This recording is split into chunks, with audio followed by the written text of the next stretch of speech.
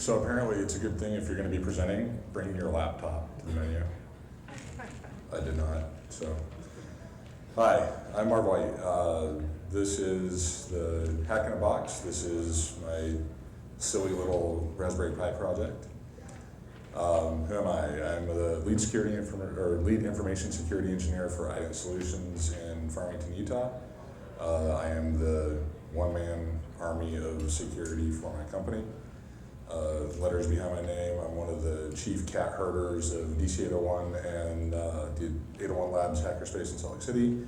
And I have hobby ADHD. I collect hobbies as a hobby and find myself with 20 Raspberry Pis and Plant 64s and stuff like this, and I needed something to do.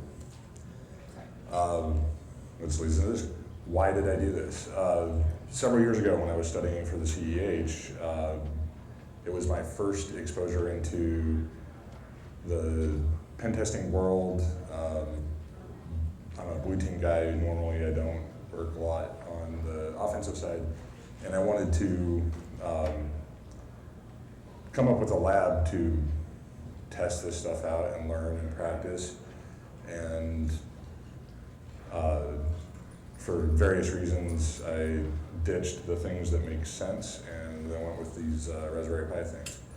And as this project kind of went on, I found that it was potentially pretty helpful for students, and you can set up a lab to safely teach pen testing without putting vulnerable machines in your environment and letting people find them online and then pivot around your network.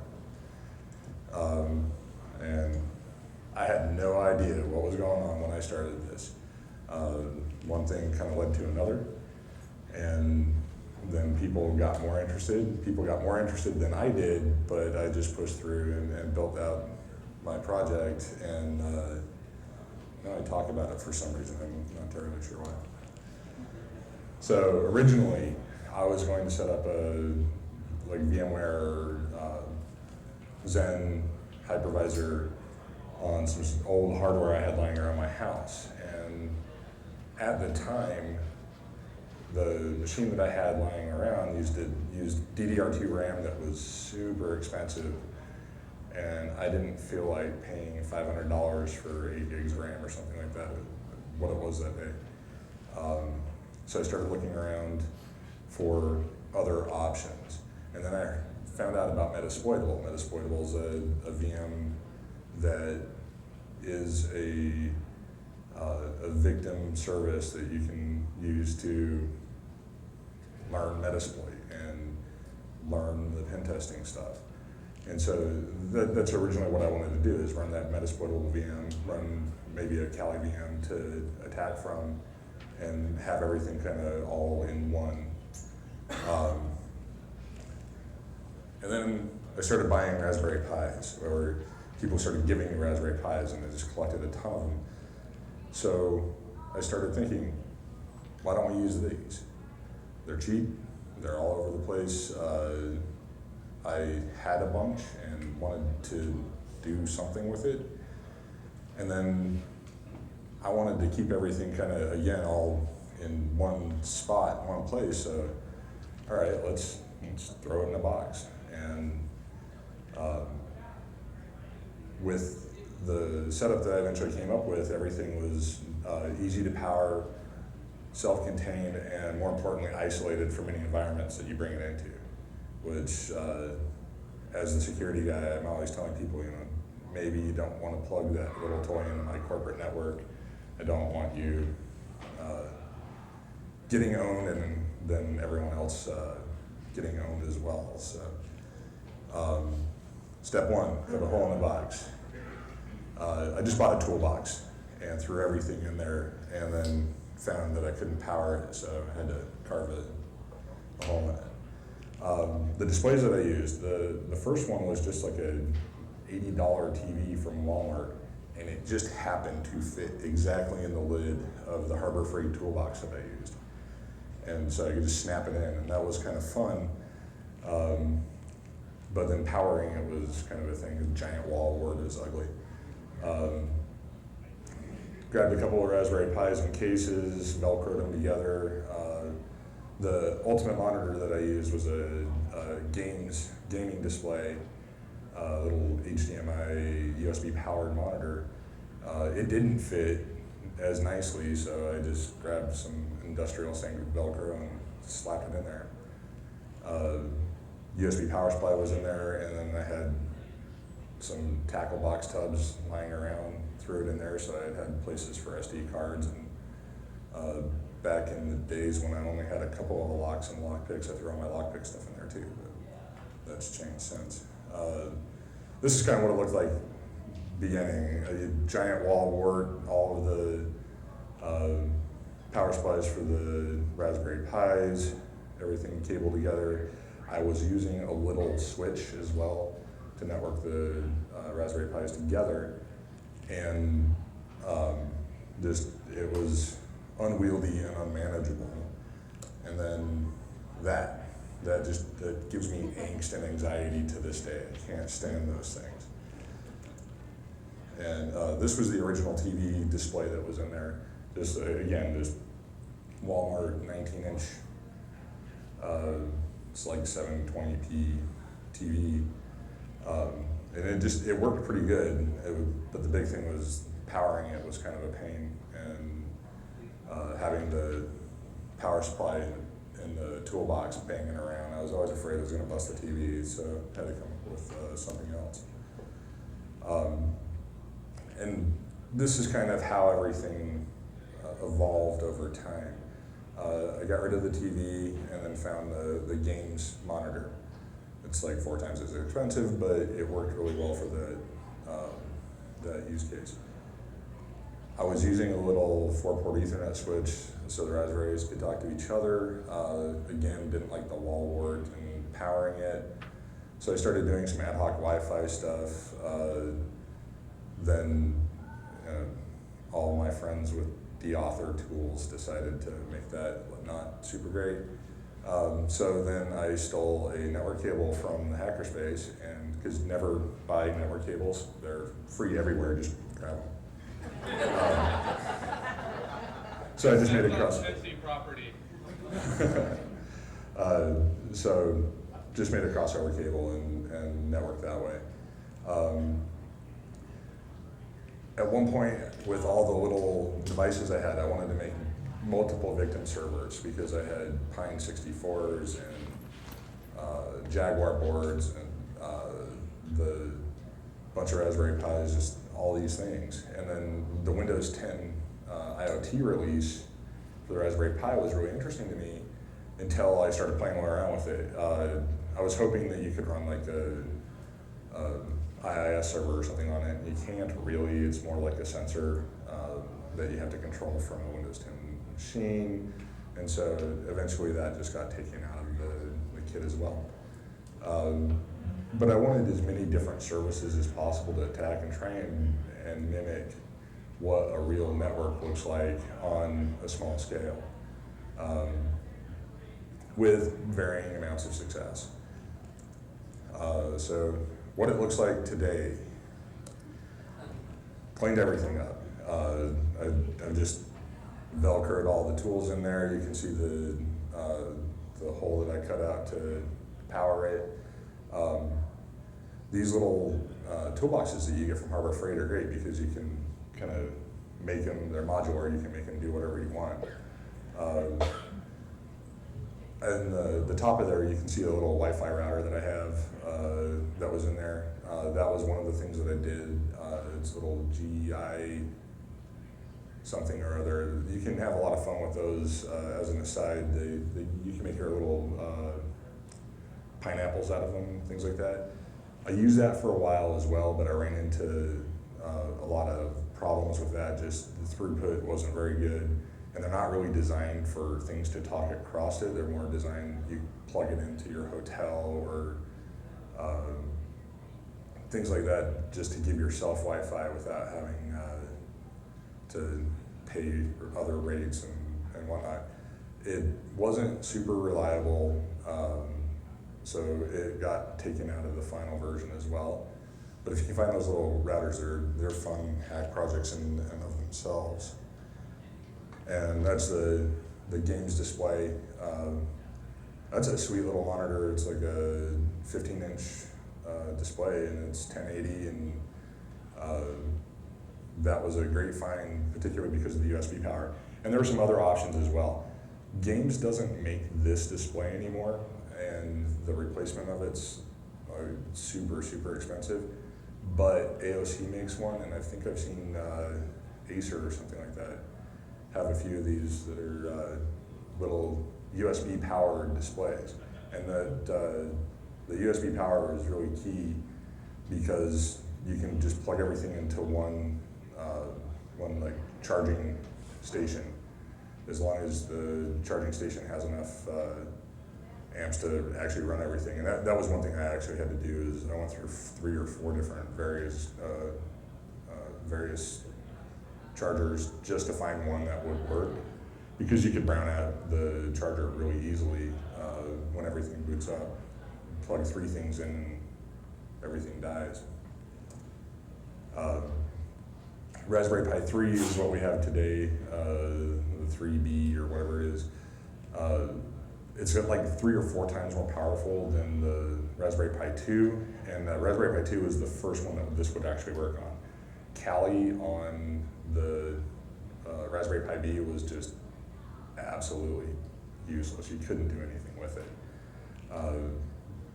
But the later ones, you can, it's not a full-fledged computer obviously, but you can do a lot, and if you know Kali, you can do everything that you want as long as there's an ARM library for whatever drivers that you need. The victim server is just Raspbian with basic LAMP stack on it. And then DVWA is the Damn Vulnerable Web App. Is a great little web app pen test training module, super easy to put together, and that was the best way to find something vulnerable that you can control, because you can set levels on it. Everything's wide open, clear text password and things like that, to it's pretty locked down and you actually have to work at it to break into it. The toolbox, as I said, is like a $25 Harbor Freight thing. The games display, it's a little travel monitor. They sell a Xbox kit that goes with it, so you can throw everything together and take it on the road with you. I really like the power for it, being USB, removed having to haul around a bunch of cables and stuff like that. I really liked that.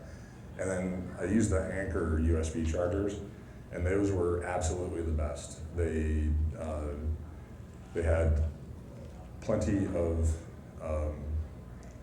amperage to run everything without browning out, and they're just rock solid. If Anker makes it, I'll buy it. A lot of problems that we ran into. The power. I went through 3 or 4 different power bricks before I found the Anker one that would actually work. They're great for charging your phone or something like that. It's more forgiving than a computer. Computers don't like to be shut down suddenly, and you end up re-flashing your SD cards a lot when things go south with Kali. Kali does not like to be just gracelessly shut down. If you don't do an actual shutdown, it corrupts really bad. I never did really figure out why. There are a lot of packages that you're going to expect in a Linux distribution that are not on the Raspbian or the Kali distro for ARM. Little things like curl. So you have to update those, and you kind of fall into dependency hell, but that's any Linux system really. The Xeon Flash issue, when I was actually taking pictures for these slides, I bricked one of my Kali Raspberry Pis, because the flash on my camera, there's one little chip on there that apparently a really bright light bit flips it or something, and it crashes it. There's a couple of really cool articles on that when the Raspberry Pi 3 was first introduced. I'd recommend going to read those, they're kind of fascinating. The TV remote control, when I was running the TV, it would bounce around in the toolbox, and I cracked the screen eventually with that. And that's why I ended up going to the games eventually. And I kept on losing it. I don't even have this TV anymore, and I just found the remote after I moved a couple years ago. Just lots of remotes all over the place that you don't even have the hardware for anymore. For the proof of concept, I took somebody who's not a security guy. We went through, we built the Raspbian image with DVWA, put everything together. This guy started going through a DVWA walkthrough lab, and everything just started working right out of the box, with the exception of the packages that I would expect in Cali just weren't there. So you need to make sure that you install all your tooling before you hand it off to a student. That wasn't fair on my part. I give this guy a system in the lab, and I say, here you go, step by step through this, and oh hey, this is missing, that's missing, that's missing. But it worked pretty good and pretty quickly. So I think that the proof of concept proved out that someone not ever touching any of this stuff was able to go in and start doing URL manipulation and things like that he had never really encountered before. So it was a fun test of it. Ways to improve the system. The victim services, I wanted more. I wanted to throw stuff that we see a lot of, like web servers, databases, what's in the real world. I wanted to build more of those, and I'm still looking at services that can be hit and attacked that aren't necessarily intentionally weak, but just what's out there. And I wanted to have more of them. You do get into a price scale issue, and when you have 10 Raspberry Pis, all of a sudden the value aspect of this goes out the door. The Kali power down issues, if you don't shut down before you power it off, you will almost certainly risk corrupting the SD card, and I think it's because the logs are always writing. So maybe some log management where it's not trying to do I/O the entire time. I haven't quite figured that out, but that's one of the things that I want to do to make this better. And then there's a lot of fun stuff that you can do. 3D print cases, they're almost free, but with Legos. I really wanted to make like a little Lego supercomputer Raspberry Pis as part of this. And the lab needs to be improved. We need to build more content in there and get more, not necessarily a lab on rails, do this, do that, pop a box, but make it a better learning process. And that's something that I'm asking the community to help out, so feel free to reach out to me if any of this resonates and you feel like helping out. Then there's the PiTop. The PiTop is a little laptop that runs off of Raspberry Pi. So they give you everything to build it. It's like a 2 or 3 hour project. And you can actually fit 2 Raspberry Pis in there, so you could have your victim server along with the attack server all in one piece of equipment, not even in the box. It's kind of expensive. They're $300 or $400. And Kali doesn't make a PiTop release. You might be able to get all the drivers and everything for that, but probably it'd be better if you reverse engineered Kali into the PiTop release and start putting in the tools like Metasploit framework and things like that onto the PiTop release. You just have to have SD cards with enough space. Ways to make this whole thing cheaper. That original display was under $100. I want want to say it was like $80 or $90, something like that. And then the games display at the time was about $170. Or you don't even need to use the box concept. You can just get a couple of Raspberry Pis, hook one up to a TV, the other one runs headless. You can also run these services locally. You could install DVWA and you just attack yourself. But because I'm a network guy, I always want to see the traffic on the wire. I want to be able to run packet captures, things like that. So I liked having 2 physical boxes. Raspberry Pi Zeros, even cheaper than Raspberry Pis.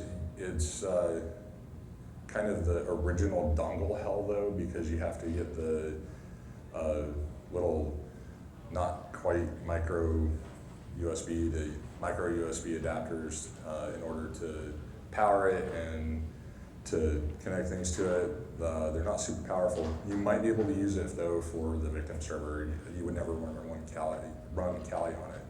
And you don't need the toolbox and stuff like that either. You can really build this lab out of about $45 worth a year and plug it into a TV. Bill of materials is here. A couple Raspberry Pis, SD cards, toolbox display. Again, always steel Ethernet cables. I'm a firm proponent of this.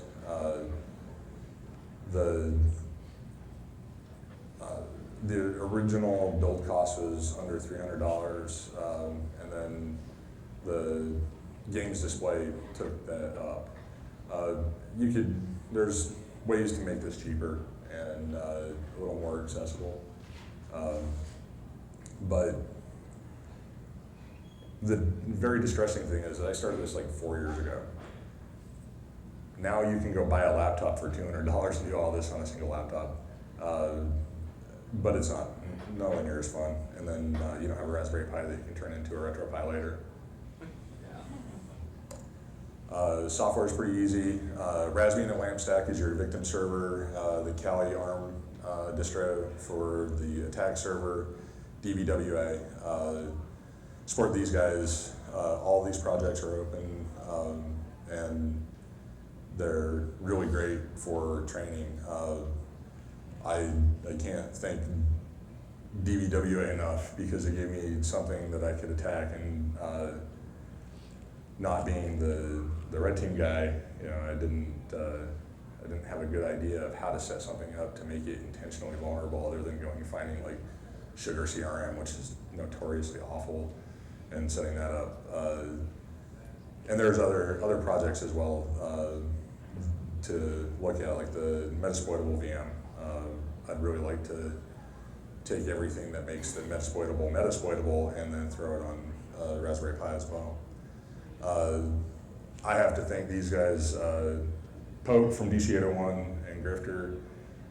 Both were a huge help in sourcing a bunch of this stuff and coming up with ideas. DVWA again. Hydroplane with DC801 gave me a Pi top to play with. My wife set up the slides because I don't like these. And the B-Sides SLC crew forced me to present this the first time and got me up on stage. So now I'm giving it to you guys. I've also given this talk at B-Sides Raleigh. And I don't like public speaking, so, and this is a total side note, anything that you don't like, that you're really uncomfortable, just do it and force yourself and stretch. So that's everything for me. Any questions?